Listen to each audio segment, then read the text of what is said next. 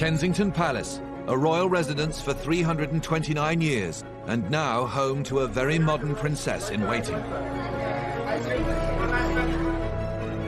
Tucked away in a quiet corner of West London, Kensington has become the power base for the most popular royals in Britain. And as the American actress Meghan Markle prepares to join a long line of glamorous princesses who've lived there, her royal education will begin inside its gates. It's where two future kings currently live, where one of our longest-serving monarchs was born and raised, and where Hollywood A-listers partied with Princess Margaret. Celebrities would just love to have an invitation to Kensington Palace. It's where another princess became an icon and a royal rebel. It really was like the first episode of the royal soap opera. Next to Prince Charles and I can't go wrong. He's there with me. And where its luxury surroundings became a prison instead of a sanctuary. They descended on Diana. Kensington Palace was effectively under siege from the paparazzi. In one of the royals' darkest hours, it was the focus for a country's grief.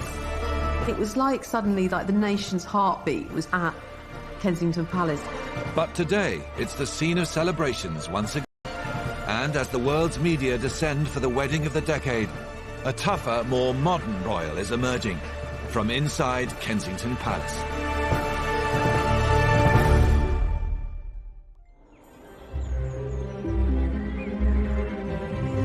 Hidden away in London's Kensington Gardens is the royal family's most exclusive and private building. Almost 100 years older than nearby Buckingham Palace, it's been a home for monarchs and their families since the 17th century. It's one of these almost anonymous royal palaces. It doesn't kind of scream out at you. It's rather like a very rambling country house. 400,000 visitors each year are allowed to walk through its staterooms. But the public areas are only a tiny fraction of the entire estate. What we never see is what makes Kensington Palace unique. Beyond the security cameras and high fences is the heavily guarded residential area, home to a whole array of princes and princesses. Kensington Palace is a complex of lots of different royal residences all glued together. It's a block of flats for the royal family, really. It's 12 royals. It consists of some surprisingly small cottages and the main building, where the grandest apartments are found. The apartments are pretty well separated, so if you walk out and you're careless, you won't bump into another member of the royal family. Apartment 10 has been home to the Queen's cousin, Prince Michael of Kent, for nearly 40 years. In 2016, three-bedroom Ivy Cottage was given a fresh lick of paint for its newest resident, eighth in line to the throne, Princess Eugenie. And across the square known as Clock Court are the two largest homes at Kensington Palace. Apartment 1 belongs to another of the Queen's cousins, the Duke of Gloucester. And the most senior royals in residence, the Duke and Duchess of Cambridge and their two children, are next door in apartment 1A. Like many of the royals who lived here before them, William and Kate were keen to make their mark on the palace. They spent £4.5 million renovating the property, making it fit for a prince and princess.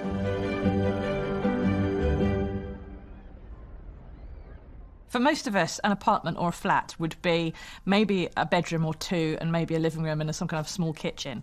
In Kensington Palace, Kate and Will's apartment is 4 stories.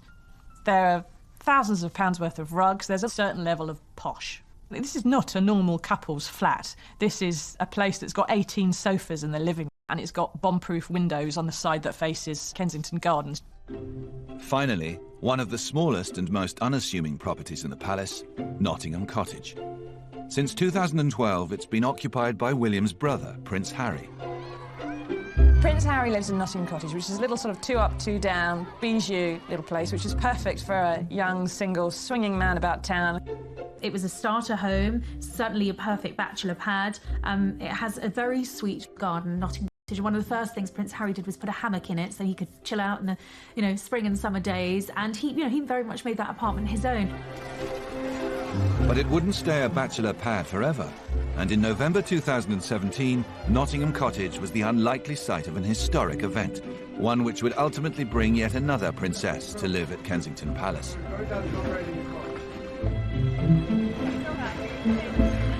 It happened a few weeks ago here at our cottage. It's a standard, typical night for us. It's a cosy night. Well, Harry's proposal to Meghan, by his own account, was charmingly romantic. Harry did it in the kitchen, at home, while they were cooking a roast chicken. Just an amazing surprise. It was so sweet, and The fact that I fell in love with Meghan so incredibly quickly was a sort of confirmation to me that everything, all the stars were aligned, everything was just perfect. It was the beautiful woman just sort of literally tripped and fell into my life. I fell into her life. Compared to the rest of the royal estate, Harry's small cottage will be a humble start for a princess. We know from Harry being very open about wanting children that a family is on the agenda. And there's a lot of rumour that the Duke and Duchess of Gloucester's apartment, which is apartment 1 at Kensington Palace, will become available. And of course it's perfectly positioned right next to William and Kate's. They really will be even closer than they are now. Already, Meghan's arrival has brought Hollywood glamour to the centuries-old palace. But not for the first time. In the 1960s, it was also home to one of the world's most stylish women. It was indeed a glittering occasion, and Londoners were there in great strength to see the arrival of the Princess Margaret. Princess Margaret was bigger than Diana in her day. Whatever she wore was copied. There were perfumes named after her and lipsticks. Whatever she did made the front pages. Princess Margaret also made headlines with her choice of husband, trendy up-and-coming society photographer Anthony Armstrong-Jones. Everybody was extraordinarily surprised. Here she is, marrying a photographer. He'd been to Eton and all that, but he was not the expected match. After their wedding, the Queen gave this glamorous couple the keys to a grand London property in the royal estate, ushering in the beginnings of a new era for apartment 1A and the whole of Kensington Palace. But the party wouldn't last forever. Soon scandal would bring shame and disgrace to the gates of Kensington. And a royal couple would change the image of the palace for decades. I'm amazed that she's been brave enough to take me on. And I suppose in love. Of course. Whatever in love means.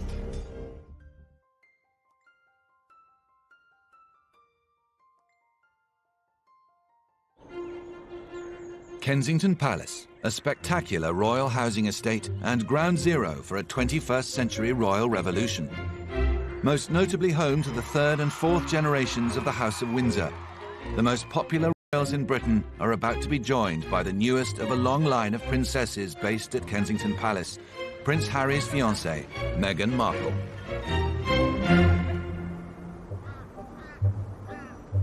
In the 1960s, Princess Margaret and her photographer husband, Anthony Armstrong-Jones, had been given the keys to the 20-bedroom apartment 1A. Unfortunately for Margaret and Tony, the palace back then resembled an old people's home. Rattling around neglected apartments were ancient descendants of Queen Victoria. There was a sort of running royal gag. Kensington Palace was known as the aunt heap.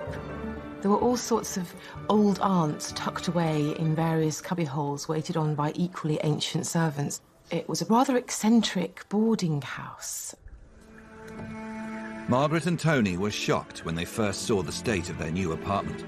It was far from fit for a modern princess. The last resident of apartment 1A was Princess Louise, the fourth daughter of Queen Victoria. She died at the age of 91 in 1939. So for 20 years, nothing had been done to that house at all. There were gaping holes in the floor. I mean, it was in such a mess. In the early 1960s, money was tight. The government agreed to fork out just £80 £100,000 on rebuilding apartment 1A. Margaret and Tony would have to take care of the interior design themselves. To garner positive press, they let it be known they were going to roll up their sleeves and get stuck in. There were a pair of mahogany doors that divided the drawing room and the dining room, and Tony did those with the help of Margaret. They varnished them and all the rest of it in a bid to keep the cost down. 3 years later, 3 bedrooms, 9 staff bedrooms, 4 staff bathrooms, 3 kitchens, a photographic darkroom and 10 more rooms had been renovated.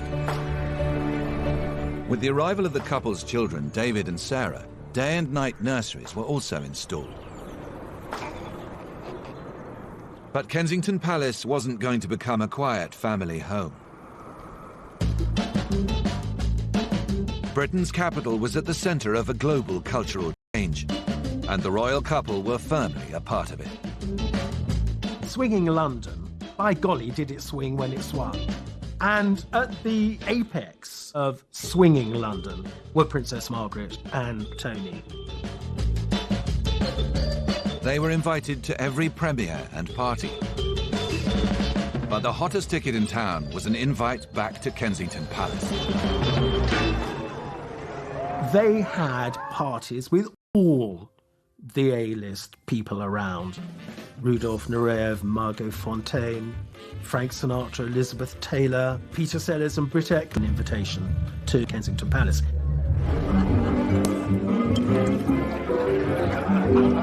It was the first time that the arts and the establishment really met and mingled.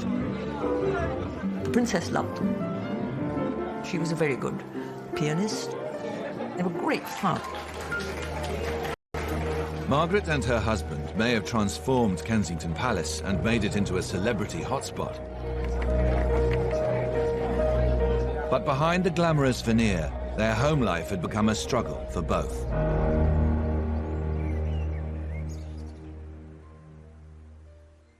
From the start, the arrival of a working photographer into the royal household had caused resistance. As time went on, even Margaret's loyal staff made their feelings clear. Staff at Kensington Palace were a mixed lot. First of all was Margaret's dresser. She disapproved of Tony, so much so that when the princess was called, this used to be very much the custom, you were called in grand houses always with a cup of early morning tea. But the dresser who brought in the early morning tea would only bring in 1 cup. She thought the princess should have married a duke. And that wasn't all that was wrong between Margaret and Tony. Both were attracted to others within their social scene, and their affairs would shatter their once happy marriage. The arguments started to become rather public.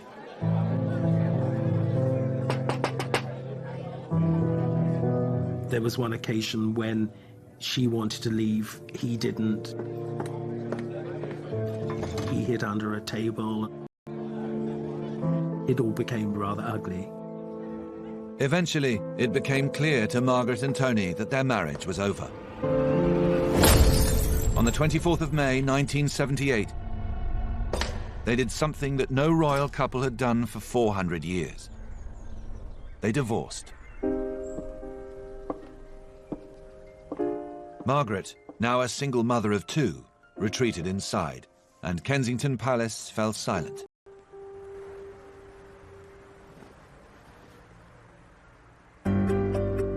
Princess Margaret was only the latest in a long line of royals to experience heartbreak at Kensington Palace. It was more than 300 years ago that King William III and Queen Mary II bought a small mansion in the countryside village of Kensington. Their aim, to escape the pollution of nearby London. Kensington at the end of the 17th century was still really rural, a hamlet almost, and it's a long way away from the heart. He didn't like being in Whitehall, which was damp, it was smoggy, it was a polluted part of the world. So they were in a hurry to find somewhere else. The King and Queen hired Britain's best architect, Sir Christopher Wren, to transform the then modest Nottingham House into a palace. By then, Wren was celebrated throughout the land. When Wren started working on Kensington Palace, he was nearly 60. He'd been architect to the Crown for a couple of decades, and he's at the peak of his career. He's in the middle of rebuilding St Paul's Cathedral, which is without doubt the greatest building in the kingdom.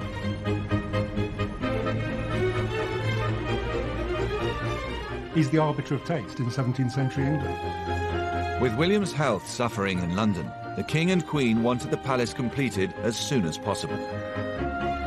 Wren was pushed very hard to make Kensington habitable within 6 months. That might not seem too much today. Think that St Paul's Cathedral took 35 years, and Wren is being asked to remodel a palace at Kensington in months. To house the King, Queen and their 600 staff, he extended the original building by adding 4 pavilions and 2 large wings, eventually creating 3 new courtyards.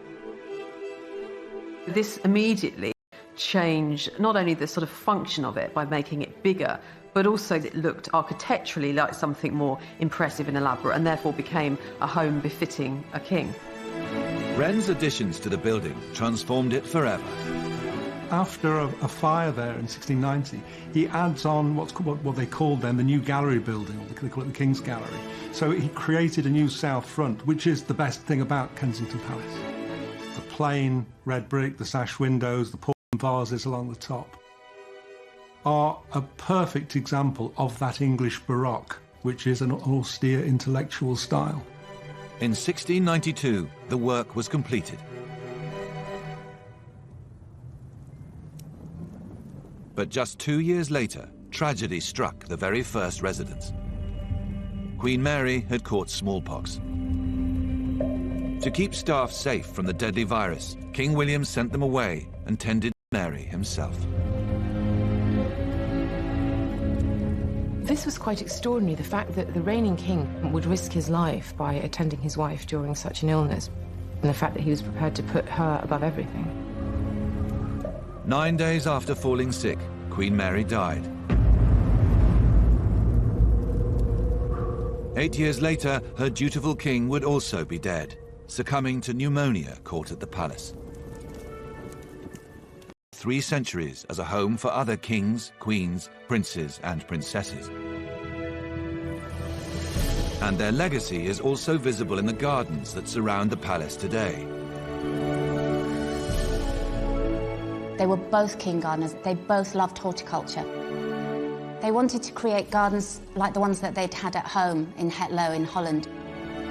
They wanted it to be a garden that would rival William's cousin, Louis XIV at Versailles. Kensington Palace gardens still hold many little-known secrets. And it's not just royalty who have enjoyed a stroll along its paths. J.M. Barrie, who wrote Peter Pan, had a long love affair with Kensington Gardens. On the north side of the palace are 2 stones, said by Barrie in his world-famous series of Peter Pan books to be gravestones. He said that these were children who'd been locked into the park at night and then died of cold, and that it was actually Peter who decided to bury them together so that they wouldn't be lonely anymore. That was the story J.M. Barrie told, but actually they're boundary markers. Peter Pan was written just 3 years after the death of one of Kensington's most famous residents, Queen Victoria. When Victoria was born in May 1819, the palace was a far cry from the grand, impressive home it once was. In fact, it was falling apart. The palace had really fallen into disrepair because Victoria's various wicked, drunken uncles had practically bankrupted the monarchy. When her mother asked her what she wanted for her birthday, she asked to have the windows cleaned. But young Victoria's greatest problem wasn't dirty windows. It was the plan hatched by her controlling mother, Princess Victoria of Saxe-Coburg-Saalfeld, also known as the Duchess of Kent.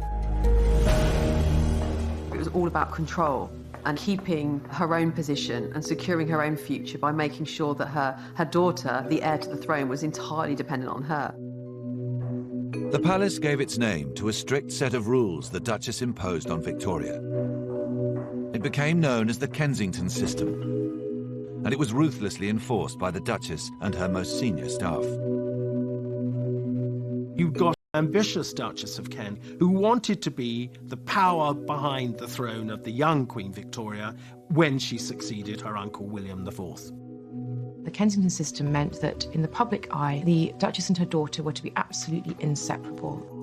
Victoria wasn't allowed to walk downstairs on her own. She wasn't allowed to sleep alone. The Duchess designed the system to make she could continue to control her.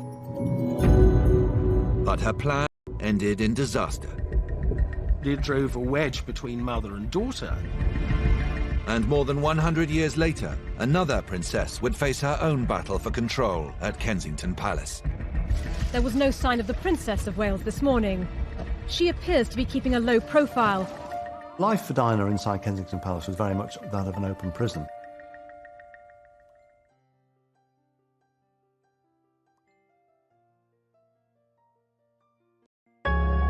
Kensington Palace has stood for 329 years as home to minor and major royalty. In the 19th century, it also lent its name to a strict method of royal child rearing, which became known as the Kensington system. The thinking behind the Kensington system was that the Duchess of Kent exerted influence over the young Victoria. It cannot be denied that the Duchess of Kent was ambitious. But if she was ambitious for herself, she was even more ambitious for her daughter. And this was in preparation for Victoria becoming queen. In 1837, after 18 years of living under the system, Victoria was woken to be told her uncle was dead and she was now queen. Finally, it was the moment Victoria's mother hoped she would seize control as the power behind her daughter. Sadly, for the Duchess of Kent, the Kensington system was an absolute disaster. It had produced precisely the popular, fresh young monarch who the people craved. And because Victoria was so popular, it also gave her the confidence to reject her mother. This whole system worked, but it also drove a wedge between mother and daughter to the extent that when Victoria ascended the throne, 3 weeks later, she moved out of Kensington Palace and into Buckingham Palace, becoming the first sovereign to live there. The Kensington system had failed the Duchess, as Victoria sidelined her mother completely. But the palace itself had helped shape one of Britain's greatest ever monarchs. And remarkably, her strong family connection to the palace lived on there until 1981. Princess Alice of Athlone kept herself very much to herself. Wouldn't really have known who she was. The fascinating thing about it, she never had a car. This never fazed Princess Alice. She always went around on the number 9 or the number 52 bus. There was one famous occasion. Princess Marina was returning in stop. So she said, "Auntie Alice, we're going back. Would you like a lift?" And Princess Alice looked up and scanned the sky and she said, "I don't think so, Min. I'll take the bus. It's a lovely day." How many people, I sometimes used to wonder, standing in the bus queue, realised that this was Queen Victoria's last grandchild. As Princess Alice saw out her final days inside Kensington Palace, a new, more modern face of royalty was preparing to move in. In February 1981, King-in-Waiting Prince Charles announced his engagement to Lady Diana Spencer. When the couple stepped in front of the cameras, the world was enchanted by this modern-day fairy tale. The popularity of the Prince and Princess of Wales at the time of their marriage was off the scale. I think the Charles and Diana story really kicked off the soap opera element of the royal family. I think the reporting became less deferential. It really was like the first episode of the royal soap opera. Charles and Diana immediately started planning their future together. Charles had been living at Buckingham Palace like all the Queen's children had, and he'd gone to the Queen and said he wanted a home where he could raise a family, and so a very large apartment was earmarked for them at Kensington Palace. Diana and Charles were the world's biggest celebrities. So to have them in a place which was easily accessible to the public, remember it was right next to Kensington Gardens, people can walk past it all the time. in the windows, you could wave at her if you felt like it. Lady Diana's father this morning said he thought she'd make a very good housewife. Sounds like he said that. We've yet to see. As heir to the throne, Charles and his wife Diana were entitled to the grandest property on the royal housing estate. But Princess Margaret lived in apartment 1A, so Charles and Di were given keys to the next largest, the combined apartments 8 and 9. Immediately set about making them fit for a princess. Diana was going to have the final say on decorating Kensington Palace apartment. She got her mother in to help, and she brought in an interior designer called Dudley Poplack, and he chose the fabrics and the colour schemes. It was all done with a great deal of style and panache. In June 1982, interest in Kensington Palace went into overdrive when a new resident arrived, Prince William.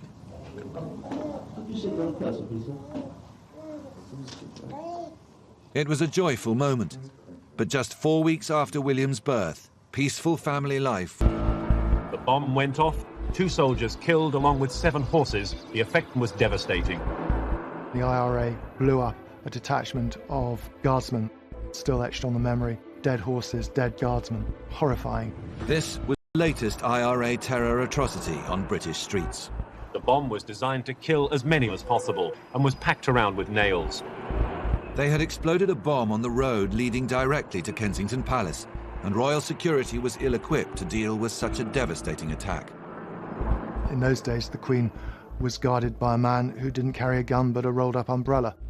The security at Kensington Palace was so lax that if they were sent a padded envelope, one of the members of staff would be told to throw the envelope against the wall and quickly shut the door. And that was their way of testing to see if there was a bomb inside. The fears are now that this may herald the start of a new IRA terror campaign in London. With the bomb exploding so close to Kensington, shockwaves were sent through royal security. Their greatest fear was that the next target could be Kensington Palace itself. Everybody in public life was a potential candidate for assassination and was a significant threat level against members of the royal family.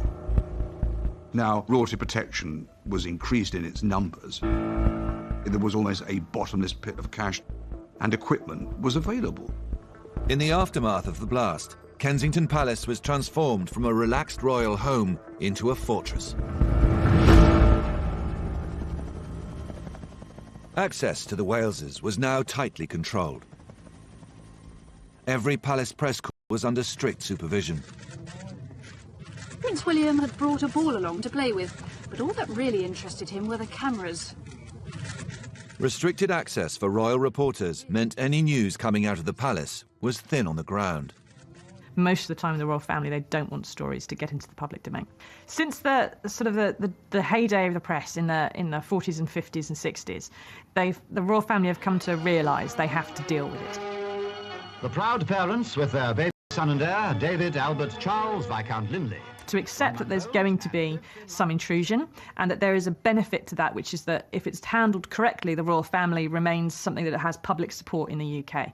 The job is to try and paper over the cracks and keep a happy face and keep the ship sailing. You got a glimpse of family life, I suppose. There was no question and answers about how life was going. You got what you were shown, which was William can now crawl, William can now walk. In 1994, after the birth of Prince Harry, access was restricted further. For the press, the only regular glimpse of the young princes was on the school run. Kensington Palace for the young boys became an important sanctuary. William and Harry loved their times at Kensington Palace. You'd often see a little rifle come round the corner, followed by Prince Harry wearing the latest para uniform that he'd been given. And they used to like hosepipe fights when they were washing the cars. They'd go watch the helicopters, and there was always an unwilling detective cajoled into a fight. My room was very close to the nursery, and there was this sort of continual movement of young children, bored with their nanny. And I remember Harry knocking on my door one day and saying, "Ken, I'm bored." So I gave him a radio, and said, look, go and see the chauffeur. Thank you.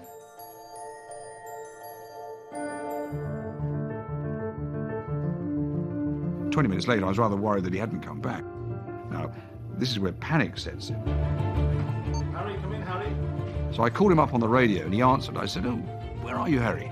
He said, just a moment. And suddenly out of nowhere, he said, I'm outside Tower Records in Ken Church Street. Well, I don't think I've ever moved as fast in my life.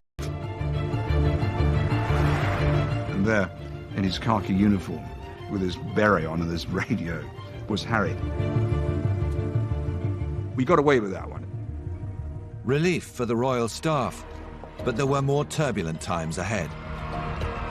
As Charles and Diana's marriage began to falter, the rebel princess took control of the palace and banished many of those whose job it was to protect her. She did the most extraordinary thing. She had the locks changed on Kensington Palace.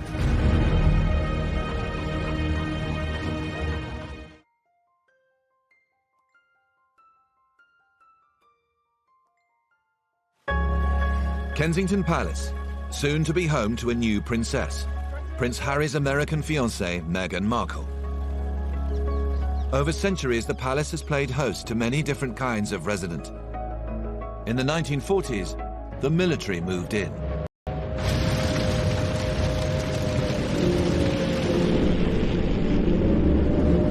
During World War II, the capital was rocked by German bombing raids. Kensington Palace was shut down. Its royals evacuated to the countryside, and it was converted into a heavy artillery base. There were anti-aircraft guns at the palace, there were the barracks behind, and there was a detachment of Royal Air Force. So it was quite a heavily garrisoned area. It was nearly wiped out. An incendiary bomb ignited, setting the palace on fire. It was the first of many hits the palace took, and by the end of the war, large parts lay in ruins. In 1945, London began its rebuilding, but work wouldn't start on the palace for another 11 years. There was a sense that the royals couldn't jump the queue or be seen to kind of get their own house in order before everybody else. And so it did take time to bring about the repairs, but that was seen as very much the right thing to do. But could Kensington Palace have a secret wartime past? Historians like Helen Fry believe that it does, and that it served as more than just an artillery base during the war. There's an area behind Kensington Palace, the paddock, that George VI signed off permission for the War Office to use the north end of the paddock for special purposes. This secret request for the palace's land came on behalf of a little-known department of military intelligence known as MI-19. This covert group was responsible for the detention of German prisoners of war on British soil. MI-19 also seized control of 3 grand houses next to the palace. The houses became known as the London Cage. Cage is like a slang for interrogation quarters, and it was there that over 3,000 German prisoners of war and high-ranking Nazi war criminals were interrogated. MI-19 had taken over the grounds in order to make them part of their hidden prisoner of war camp to house and exercise German POWs. We know from aerial photography that there was barbed wire, it was heavily guarded, it was secluded from the public eye. But behind locked doors, this undercover prisoner of war camp in the heart of Kensington may have held an even darker secret. Helen Fry believes German prisoners were marched into the neighbouring houses for brutal interrogation. Prisoners were told to write down their version of events.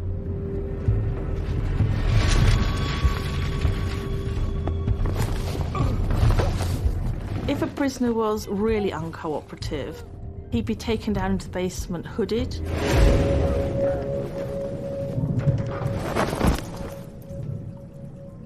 It was down there in converted cells and interrogation rooms where some of the prisoners were struck or they had to stand for 48 hours. Some were like a Soviet-style prison. Pretty horrific.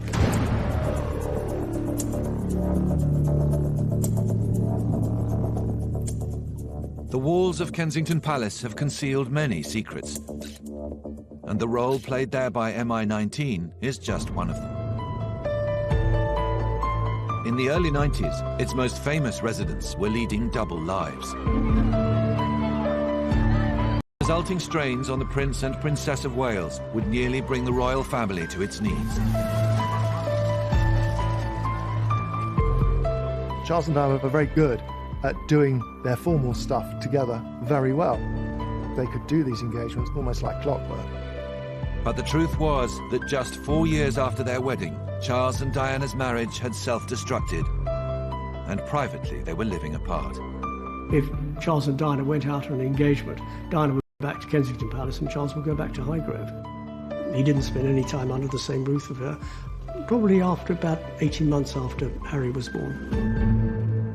With Charles at his Gloucestershire home, Highgrove, and the princes at boarding school, Diana was isolated at Kensington Palace.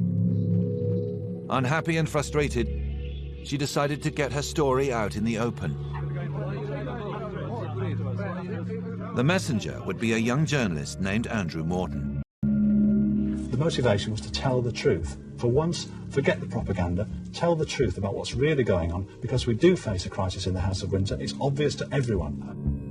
Life for Diana inside Kensington Palace was very much that of an open prison. She felt that she was living a lie, that her marriage was a lie, and that she wanted to tell her story. She did so entirely without the knowledge of the royal press machine. I would prepare questions for Diana, and they would be taken along to Kensington Palace by a friend of hers, and so would not arouse any suspicion. And he would sit there in her sitting room. She would put on her a microphone, and he would just go through the list of questions. She denied categorically to me that she'd given Andrew Morton any help whatsoever.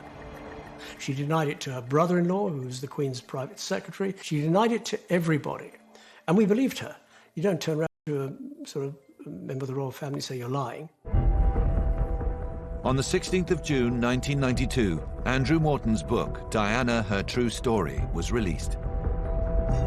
It was an unprecedented scoop in which Diana revealed her eating disorders, multiple suicide attempts, and the breakdown of her marriage.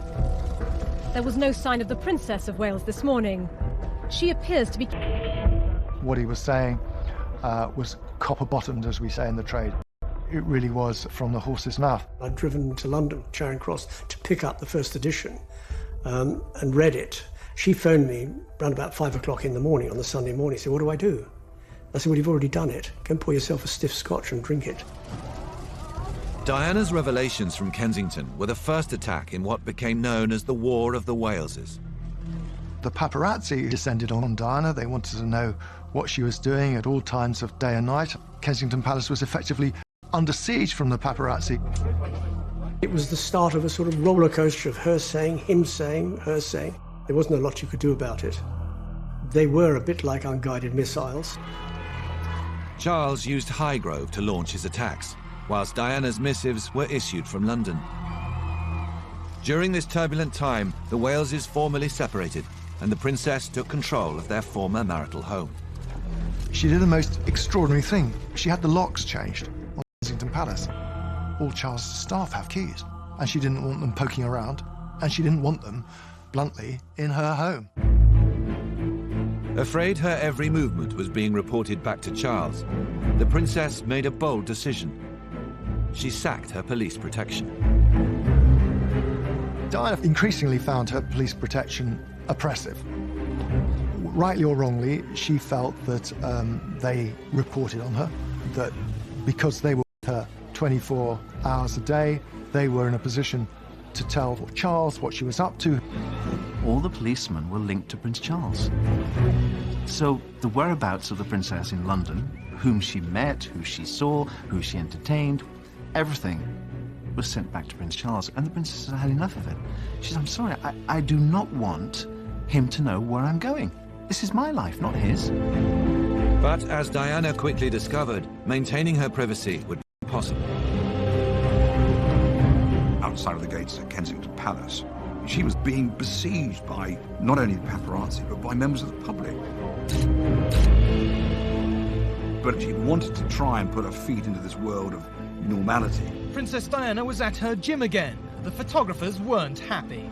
Very funny, Mum! Diana was in a difficult situation because she'd been playing with the press. And then she decided she didn't want to, and she experienced what a lot of celebrities have done, which is to realise that you can't have one and not the other. You play the game or you don't play the game.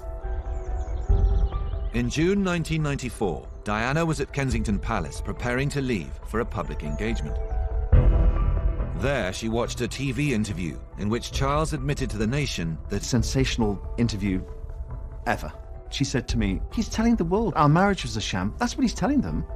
She said, I can't go out there. I can't face the press. She said, I've got nothing to wear. I said, you're going to face them. I said, I'll find you something to wear. So I went into her wardrobe and pulled out the Christina Strombolian dress. I said, this is what you're going to wear, and you're going to knock them dead. I said, go out there, hold your head high, shoulders back, put out your hand and say to yourself, I'm Diana, I'm here to stay.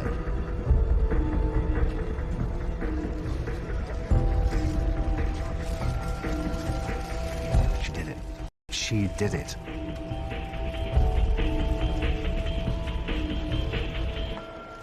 She went out there and she lifted her head high. Good girl. November 1995, a year after Charles's tell-all interview, a van arrived at Kensington Palace. Inside were two men claiming to be hi-fi salesmen. Princess Diana was expecting them. The next morning, I arrive and I noticed the furniture's been moved. I noticed these things. Why is that settee like that? Why is that table there? I thought, this is very strange. And the whole country stopped. They all took a deep breath and they sat in front of their TVs and watched Panorama. From Diana's drawing room at Kensington, the War of the Waleses had gone nuclear. 23 million people watched Diana blow the lid off life at Kensington Palace, blaming Charles's affair with Camilla for the downfall of their marriage and admitting her own infidelities. It did exactly what she wanted to do. There were three of us in this marriage, and the thing, it was brilliant. It was a fantastic bit of PR. And it was PR she had masterminded by herself. They did the interview in secret. No one knew about it. No one. Not her private secretary, none of her staff, nobody. She was totally alone inside the palace with the crew. It's quite hard to think of anything comparable to the Panorama interview. Henry VIII getting rid of most of his wives would have counted had there been a popular press in his day. It certainly destroyed the image of the royal family. Yes, you can read something and the book goes down on a table, it goes into the bookshelves and you forget about it and you read another book. But the visual impact of a broadcast is second to none. The fallout from the interview was huge. A month after Diana's TV appearance, the princess received a letter from the Queen. This was an instruction. This was the Queen being the Queen. I have taken advice from my Prime Minister and the Archbishop of Canterbury, and we both feel that it is in the country's best interest if you and Charles were divorced. That's how it read. She was devastated. On the 28th of August, 1996, the Wales' marriage was formally dissolved. But the drama wasn't over. Soon, Kensington Palace would witness the death of two princesses. One triggered an extraordinary event in British history. Thank you so much. The other would result in the keys being passed to a new generation of royals.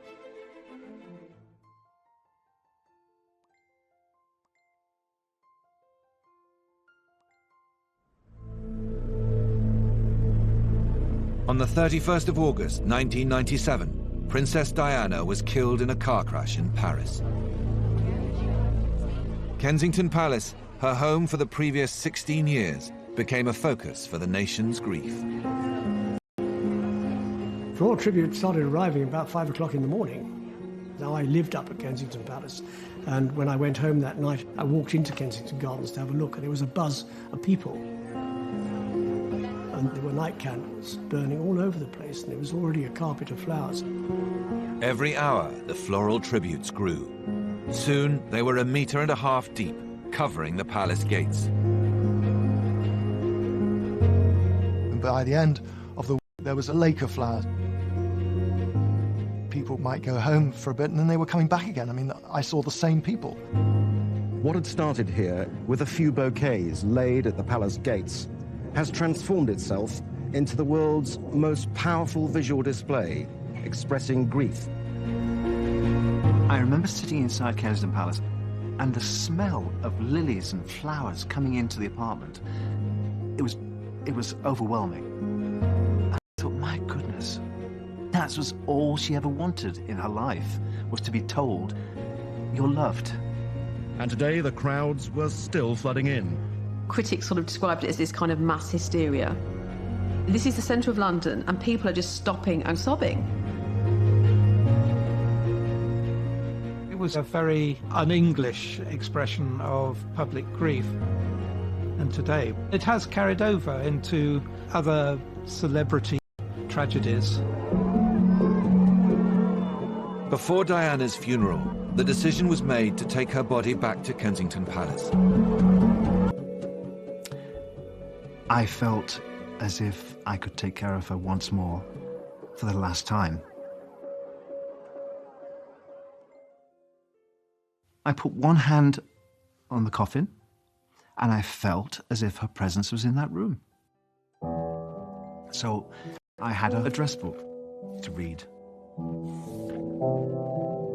A. Attenborough.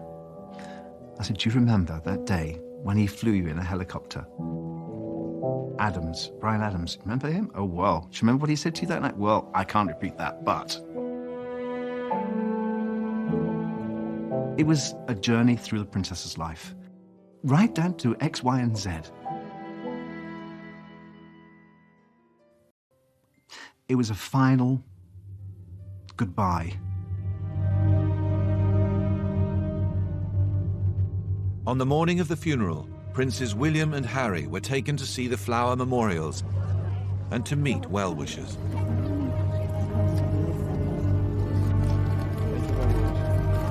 William! Thank you so much. They'd come back to their own home.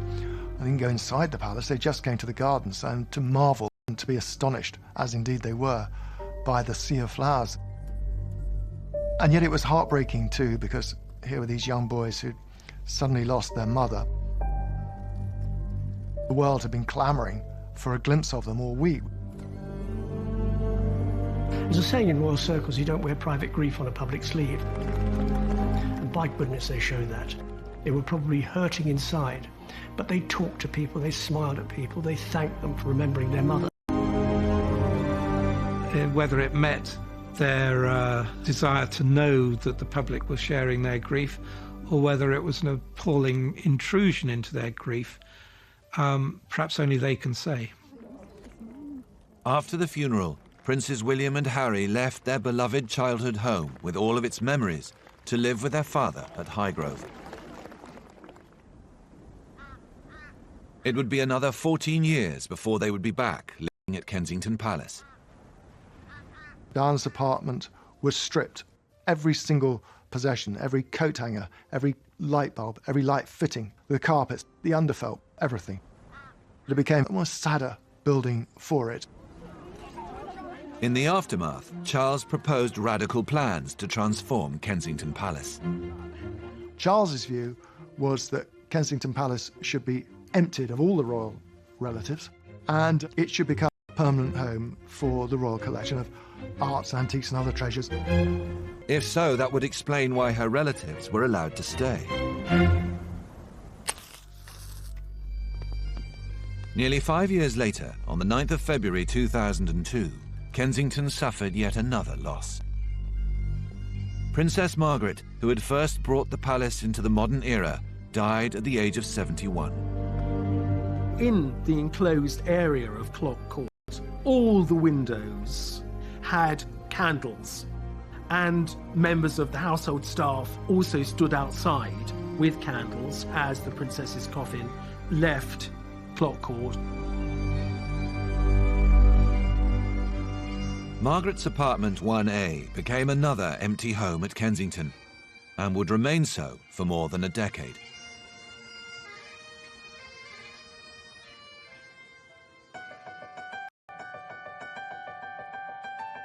During the 80s and 90s, Kensington was a place of turmoil for many.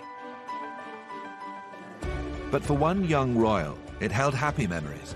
So perhaps it's no surprise that in June 2013, Prince William moved back home. Having married Kate, Duchess of Cambridge, William decided that Kensington Palace would once again be a home fit for a princess. William always knew that he wanted his married life, his family life, to be based at Kensington Palace, which is hardly surprising when you think about it. I think it's a really rather lovely tribute that Diana's sons have wanted to start their married lives there, continue their family lives there, make it their court. Today, Kensington Palace is once again a power base for the royal family. And as the nation awaits a fairy tale wedding and the crowning of a hugely popular American princess, this beautiful woman just sort of literally tripped and fell into my life. I fell into her life. all eyes will be on this historic home.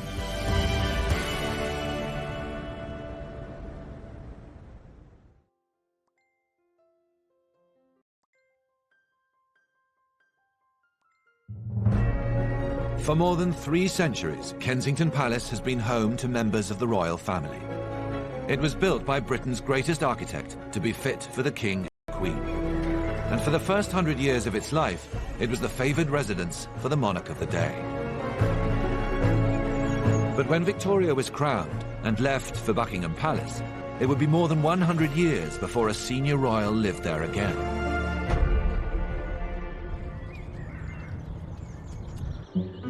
In the 21st century, Kensington's fortunes have ebbed and flowed.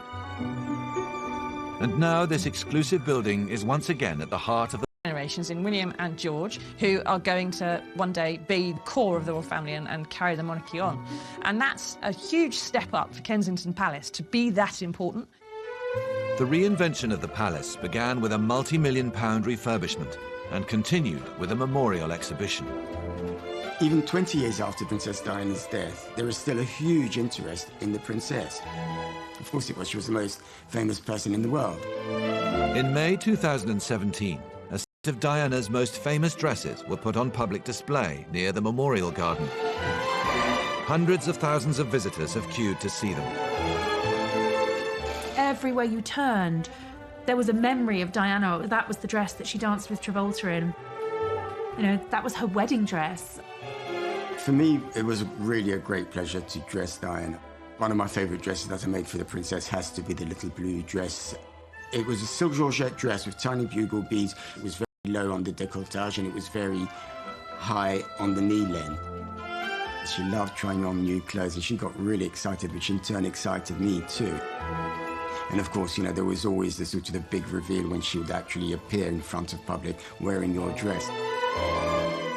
What an impact she's making, as usual. Far from simply being a museum to their mother, the brothers have ensured that Kensington Palace is firmly positioned on a global stage. It's here that William and Harry have welcomed some of the world's most powerful people, including, in 2016, the Obamas. This is the leader of the free world, the President of the United States, coming to Kensington Palace for supper with the Cambridges, the #1 glamour couple in the world. I think both sides were reflecting in each other's glory, if you like. It was a good photo call for America, and it was a very good photo call for Great Britain.